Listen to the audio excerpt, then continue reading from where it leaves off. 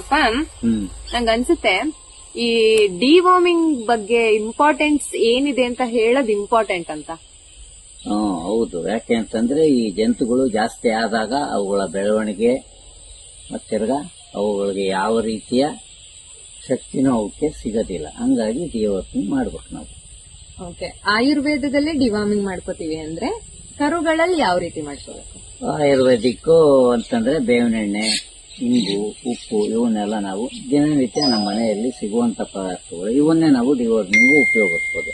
ಸಣ್ಣ ಕರುಗಳಿಗೆ ಅಂತಂದ್ರೆ ಒಂದು 20 ರಿಂದ 30 kg ಅಂತ ಕರುಗಳು ಬರ್ತವೆ.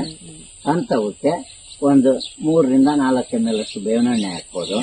ಇಲ್ಲ ಅಂತಂದ್ರೆ ನಾವು ಹಿಂಗುನ್ ಕೊಡ್ತೀವಿ ಅಂದ್ರೆ ಒಂದು 1/4 ಸ್ಪೂನ್ ಹಿಂಗು, ಅದ್ರ ಜೊತೆಗೆ ಒಂದು 1/4 ಸ್ಪೂನ್ ಉಪ್ಪನ್ನ ಮಿಕ್ಸ್ ಮಾಡ್ಬಿಟ್ಟು ಅವನ್ನ ಕೊಟ್ಕೊಂಡ್ರೆ ಖಾಲಿ ಹೊಟ್ಟೆಲ್ ಬೆಳಗ್ಗೆ ಕೊಡಬೇಕು. ಆಮೇಲೆ ಅವಕ್ಕೆ 1-2 ಗಂಟೆ ನಂತರ ಒಂದ್ ಸ್ವಲ್ಪ ಬೆಲ್ಲ ತಿನ್ನಿಸಿ ಅವಕ್ಕೆ ದಿನನಿತ್ಯ ಏನ್ ಮೇವು ಹಾಕ್ತೀವೋ ಅವ್ರು ಮಾಡ್ಕೊಂಡು ಹೋದ್ರೆ ಬಹಳ ಒಳ್ಳೇದು.